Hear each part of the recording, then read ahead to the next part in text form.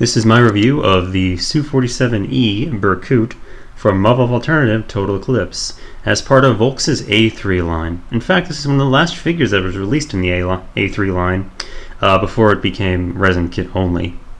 So you kind of probably remember this from the Total Eclipse anime as being the big bad boss at the end, after Kriska and Inia kind of drop their normal Su-37 Terminator for this thing. This is the Revoltech here. This is in the A3 line, but it is kind of hard to track down. Alright, so like most of the A3 figures, this is about, actually this guy is a little bit taller than normal, like 6 inches. He's about like 7.5 thanks to these big, gigantic shoulder fins right there, which are very much a nod to the real-life Su-47. You can kind of see how they use different parts of the airplane to style up the robot version. Okay, and again, like most of these figures, they do have a delicate sense of balance, but this guy is a bit of a trump card you can cheat with, and that would be these little flip-down knives in the back, which can work as heel struts. They do go all the way. If you recall in the show, we could totally kick and stab things at the same time. Alright, so we're going to go into the articulation. We're over here. Again, we got little fill-in bits in the back of the knees. All you got to do is just pop the knee a little bit forward, and then you just kind of work them out. So yeah, these things are beefy on these figures. This is sort of how it is on all of the Sufoni, not Sufoi, designs in the A3 line. I actually find it's a bit easier to balance him once you free up his knees from those things.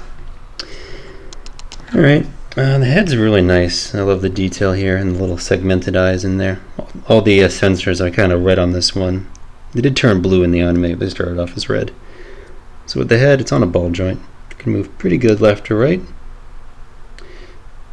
The waist is on a ball joint as well. You can kind of move pretty much all the way.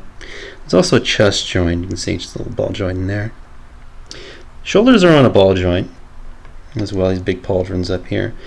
A-lock joint is actually in here, as you can see right there. So it's kind of mounted at a weird angle though, so it kind of poses weird, I noticed.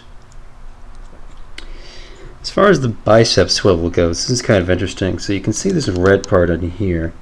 That's part of the bicep is actually separate from the main arm itself. So when you rotate it, you can see that actually stays in place. It's on its own little ball joint, so it can move out of the way. Just kind of see it moves a little bit. So and that lets you get it out of the way. You got the standard double A-lock joint in the elbows. It can be kind of hard to move around a bit sometimes just because of how these two parts here kind of knock into each other. You do have movable skirt armor, and this is again where the jump units are mounted. These look a lot like the actual airplane. You get all the canards of the forward swept wings, and again the nice burnt metal detailing here. They just kept the simple double swivel here on the back. So we go to the skirt armor, kind of moves like that. Unfortunately, like this part here is a bit bulky, so it tends to hit the thigh up here. So you kind of have to keep everything out of the way during posing. One thing you can do is just sort of just pop these things off, get a better look of what's going on in there. So you do have the full movable joint. Got a nice deep knee bend. Ankles do tilt forward and back, and they have a nice kind of tilt like that. Alright, so I'm just gonna put this guy kind of an action-y pose here.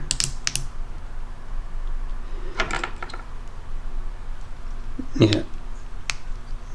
It's kind of a shame that his articulation is somewhat limited just by those bulky skirts. Alright. So when you fit these back on, just kind of figure out where they need to be. Keep him upright. Okay, so did cheat a little bit again.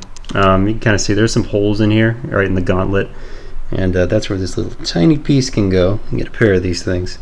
Just going to put that in kind of lightly. You can see how it covers that up. And that's normally where chainsaws go, because that is the Soviet preferred melee weapon. Put chainsaws on their robots. So yeah, pretty simple, you know. Nicely detailed little chainsaws. Look pretty cool. Good and visceral weapon. As far as the projectile weapons, just kind of take off the hands. I do like how the hands have all the fully painted red nails right there. This is true even on the optional fists. Get a pair of those. And again, on the projectile weapons, you can see they have the molded on hand and all the fingernails are painted. Also little sensors, like this little blue part here, the red laser dot there, and whatever that green thing is. And you can see these just kind of slot in there. Pretty simple.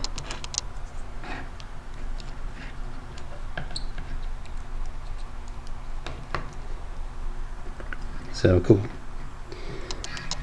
Very nice looking right there. Probably shouldn't have both of his chainsaws out as well. But you know what? This is a review. It's nice to see you can at least do that. With the mount pylons on the back, they actually have covers right where they go, and the best way to get these off is just use like a toothpick. Just kind of get them underneath there. Just tiny little covers. I tend to keep those things on, and I will show you why. So you do get a pair of bare mount pylons, and these don't quite go in as well as they should straight out of the box. It's more of a case of just kind of getting the paint worked off of that thing right there, and the pegs right there. It's a double peg system on this one, and same thing with the mount pylons that have guns attached, and you can see it's just annoying. They don't quite want to go in. They don't quite want to stay in. And just, I don't know why they painted them. They usually don't paint the pegs so that you can very easily put them in there. But again, that's just kind of a maintenance thing for owners of the figure. So that's basically everything that's going on with this guy. It's a pretty cool looking figure. Very impressive, just kind of, you know, foreboding and evil looking. Because, you know, hey, Russians are good guys, but they can still look evil. But I will say it's a bit more temperamental. You know, just kind of pose it and then look at it, because it's a pretty kind of figure. Also, I should mention these little things can move here on the skirt. Moves in and out. Doesn't do much for articulation or the range of motion, but, you know, nice little detail there. Next up, for the Muv-Luv figures, we are going to be looking at another one of the final machines, tactical surface fighters in the A3 line, the MiG-29, which I think is a much better figure, but we'll get to that. So if you're interested, though, in this guy, because of his relative newness, he's still going for his 7,800 yen, about 79, you know, 80 bucks MSRP. So he's not quite, the allure of being new hasn't quite gone away with this one. But if you're interested in design, Kotobukiya is making a smaller scale 1 to 1/44 scale kit. It's about this size, you know, a little bit shorter. So it's going to be about this size. And then again, that's going to be an all plastic kit, not all PVC like this one. Uses polycaps and all that stuff. This guy with his A-lock joints is a little weird. Again, kind of weird and boutique, direct market figure. Very cool, very impressive. Glad to have him, but the price balked a little bit at that. Alright, so another review of CollectionDX.com. They appreciate it when I say like, comment, subscribe, because here I'm doing all the Muv-Luv figures that I can.